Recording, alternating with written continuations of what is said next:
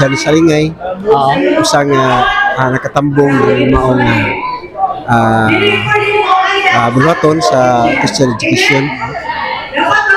Meaning nga gabi dako ako ang pasalamat nga ang Ginoo gyud paibalo sa mga responsibilidad kung unsa Ginoo ngayon nga pagka himuon para sa iyang kimayaan. So ang akong nasabtan nga diha day sa matag usa ingod nga mga Christian educator doon nagyoy mga responsibilidad nga dapat atong buhaton nga alang gyud sa kanang kalipay sa Ginoo nga mapadayag ang iyahang ngalan pinagi sa iyahang mga pulong. So kini ako ang pagpasalamat mismo sa akong kaugalingon tungod kay nahimong himo og dasig mismo sa akong kaugalingon nga kinahanglan gyud nga mohimo sa maong buluhaton diha sa pagtudlo pinagi sa iyahang mga pulong. Ayun, salamat. Ano lang gyud no ang akong ikasulti o ang Dios mao gay magapanalangin. Amen. Dining tanan. Okay, I am Pastor Rock Susano of Miracle Assembly of God Church Pasta from South Agusan Sur Section. Tonight my takeaways that educators are authorized, Amen. commissioned, and empowered to teach God's word. Amen. Amen. So, na-bless, super bless ka karong gabi na nakabati ka sa baon na mensahe na ato na dungog karon gabi. Yes, very encouraging and empowering. So I am encouraged to teach the word of God, no, especially in these last days. Ayun, salamat Pastor. Once again, ano ang pangalan mo Pastor? I am Pastor Rox B. Osano of Miracle Assembly of God Church Pasta from South Agusan Sur Section. God bless everyone. Salamat Pastor, salamat. Unsay mo nakuha na mensahe karong gabi? Ako si Pastor Ali Pencio. Gikan sa Central Surigao West Section. O nalipay ko sa Katiguman karon. Tungod kay nindot kayo ang mga mensahe sa pulong sa Dios. Naghisgot may tungod sa kining gitawag nga empowerment. Amen, amen. And commissioning to preach and to teach the Word of God. Salamat sa Ginoo sa So wala na sayag ang imong gabi karon pag-attend. wala gyud wala. Oo. Overflowing ang imong kalipay. I am really blessed. Blessed. Yeah. Okay. I am really blessed with the Word of God. So unsa may mo pinaka-encourage mo sa atong kauban simbahan? So akong i-encourage sa tanan nga makakita ani o makadungog nga next time pag may ganitong mga gatherings, dapat mo-appeal sila, no? mo-appeal yun ang mga ilabi na sa Christian educators, mga Sunday school teachers, and even the pastors. So this an eye-opening sa mga gusto gyud mo paggamit sa ministry sa Ginoo, no? Yeah, so kadto pong mga gusto nga nag-desire nga gamiton sa Ginoo. Amen. Sa teaching sa Word of God. Okay, salamat Pastor, salamat. Encourage nga next time mo appeal na sila. Amen, amen, amen. Good evening Pastora. Good evening. I'm Pastora Maria Minusik from South Agusan Sur Section. Ako na ko sa minsay karon.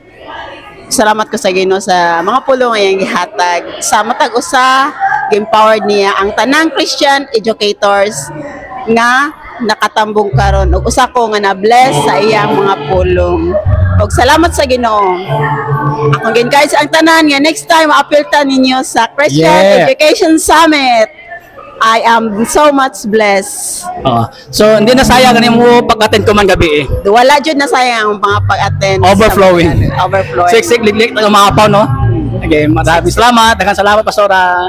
Sige, Pastora, on sa imo pangalan, tapos on sa imo section, tapos ano ang nakuha mong mensahe ngayong gabi sa mensahe ni Hello, Pastor? so magandang gabi. So, I am M. Castillo from SAS section.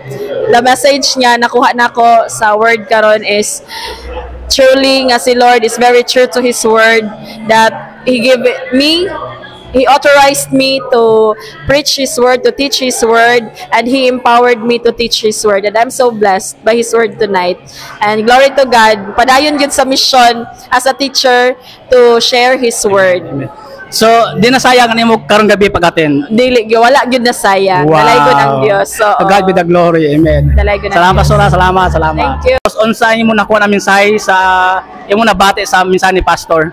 Ako si Pastora Charlene Ponce Omongos from Butuan City. Akong na-learn karon nga kagabiyon is dili lang ta dili nato sa atong basic nga Bible studies ABC about salvation. Di lang diha taman nga ato lang atong i-disciple ang tao aron motukon Diyos kundi labo sa tan mo follow ug mo obey kang Jesus. So mo na siya. Daghang salamat. God bless us all. So, wala gyud na sayang ang every single centavo ang kahago sa pagmatag sayo aron pag-attend dili gyud masayang kay dili gyud kabayaran ang gibuhat ni Lord karong kagabion. So blessed kaayo. So thank you kay Pastor Leonard Espericilia. Thank you kaayo. Og sa tanan, God bless us all. Okay, salamat, Pastora. Salamat. You're welcome. Thank you, Pastor Michael. Ay, may gabi, Pastora. Tell me your name, tapos anong ka section, tapos on sa imong mensahe nakuha sa mensahe ni Pastor karong gabi. Okay, magabi sa tanan. My name is Mary Grace Sumagbaw from SAS section. Of course, we are teaching, of course, nga we are not a doer, but we are a goer. And of course, we should teach, no? Teach. Importante gud kayo nga we are imparted our lives to the children, other people, we are connected. And also para sa ako ang part as a teacher is very I say nga impart kaayo ko ani, and I'm blessed this message because ako yun ni siyang na experience, and I'm also doing this Amen. through my subject in religion.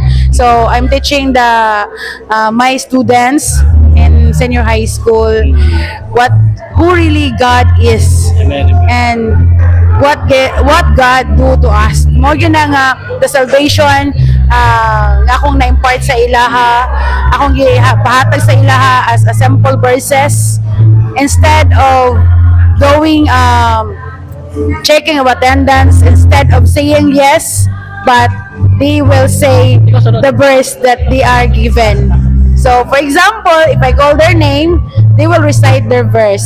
So that's a great imparted to their lives, and I know that God is moving upon them sa ilahang kinabuhi as a young people to the next generation. I know nga God will use them in God's kanang purpose. Amen. Okay, and I'm so blessed talaga this evening. So thank you so Amen. much, Pastor. Okay. Amen. Salamat, Pastora. Salamat. Okay, thank you po. Sermon in my life.